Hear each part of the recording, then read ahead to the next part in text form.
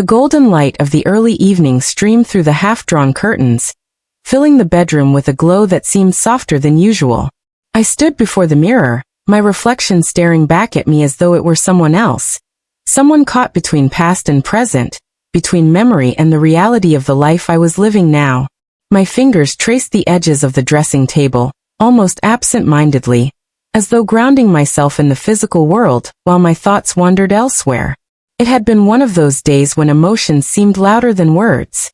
The kind of day when the smallest detail could stir up a memory, and when a look in the mirror wasn't just about appearance, but about seeing deeper into the person you had become. I leaned closer, studying my reflection, not for flaws or for beauty, but for answers. And then, without warning, I felt it.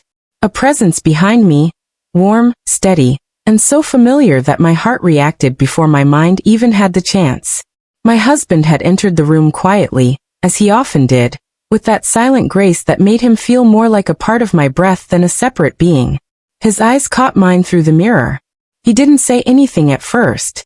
He just stood there, allowing the weight of his nearness to settle around me like a protective cloak.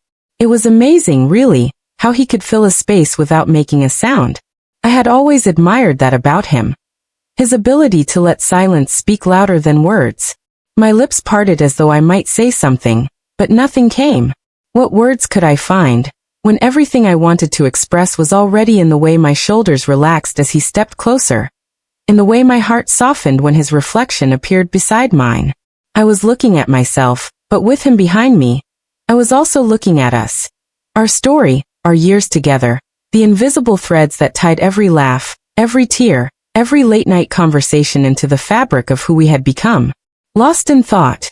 He asked finally, his voice low, careful, as though not to shatter the fragile stillness in the air. I smiled faintly. Something like that. He didn't press for details. He never did. Instead, he closed the distance between us, step by slow step, until I could feel the subtle brush of his breath near my hair. His presence was an anchor, pulling me gently back from the drift of my wandering thoughts. I could see him more clearly now in the mirror, his steady eyes, his quiet strength, the familiar curve of his mouth that always seemed on the verge of a smile. It wasn't just his reflection that comforted me, but the reminder that I was never really alone in whatever storm swirled inside me. "You've been quiet all day," he said, tilting his head just slightly as though to catch even the smallest whisper from me. I nodded. "Just thinking." "About?" I hesitated, glancing down at my hands resting on the table. "About time. About us. About how far we've come."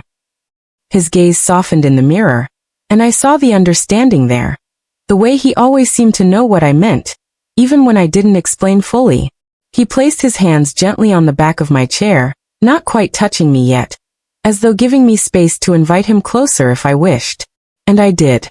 Leaning back ever so slightly, I allowed my shoulders to rest against him. And in that simple gesture, everything I couldn't say aloud found its voice. His warmth seeped through me, quieting the noise in my head, reminding me that time wasn't something to fear, but something we had been weaving together all along. The mirror held us both now, two reflections side by side, different yet inseparable. "Do you ever wonder," I asked softly, "if we'll look back one day and see all of this differently?"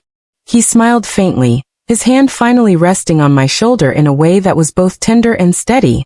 "Of course. That's what life does. It changes how you see things. But I think when we look back, we'll see the same thing we see now." "And what's that?" I whispered. "That we were always in it together." The words sank into me like rain into dry earth, filling the spaces I hadn't realized were thirsty. In that moment, I didn't just see my reflection. I saw the story of a love that had endured, of two people who had chosen each other again and again, through seasons of ease and seasons of struggle. He leaned closer then, his chin hovering near my shoulder as his eyes locked with mine through the mirror. "When I see you like this," he murmured, "I don't just see you. I see the years we've lived, the moments we've shared, the quiet promises that don't need to be spoken anymore." I swallowed hard, blinking against the sudden sting of tears. It was such a simple truth, yet it carried the weight of everything we had built. "Do you remember," I asked softly, "the first time you told me you loved me?" His smile deepened, Of course I do. You were looking away, pretending you weren't nervous. I said it because I couldn't hold it back any longer. And you didn't even answer me right away. You just looked at me like you weren't sure if you'd heard correctly. I laughed quietly at the memory, shaking my head. I was terrified. Not because I didn't feel the same, but because I did. And it scared me how much. His hand gave my shoulder a gentle squeeze. And now, I said, my voice trembling with emotion. I'm still terrified. But it's a different kind of fear. It's the fear of ever having to imagine my life without you. The mirror blurred for a moment as tears gathered in my eyes, but I didn't look away. I wanted to remember this exact image. His reflection beside mine, his presence behind me, the way love could be so quiet yet so overwhelming. He didn't try to stop my tears. Instead, he let them fall, his hand moving slowly from my shoulder to rest against my arm, his touch reassuring me that every emotion had a place here, every vulnerability was safe. I'm not going anywhere, he said simply. And in those 4 words, every storm inside me settled. We stayed there like that for what felt like an eternity, just breathing, just being, our reflections holding steady in the mirror while the world outside continued its endless rush.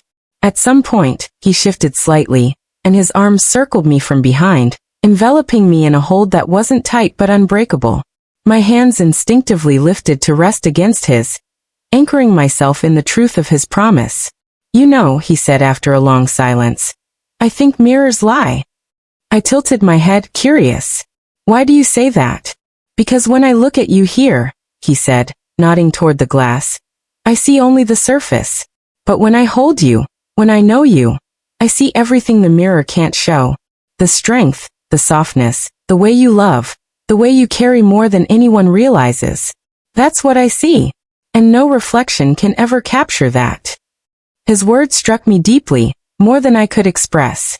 I turned my gaze from the mirror to the room itself, to the curtain swaying slightly in the breeze, to the faint sound of life outside, and then back again to us. 2 figures bound by something larger than any image could contain.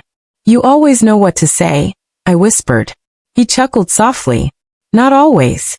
But with you, the words just find me. And perhaps that was the truest form of love. Not the grand gestures, not the perfect moments, but the quiet ways 2 souls could speak to each other without trying, without pretense.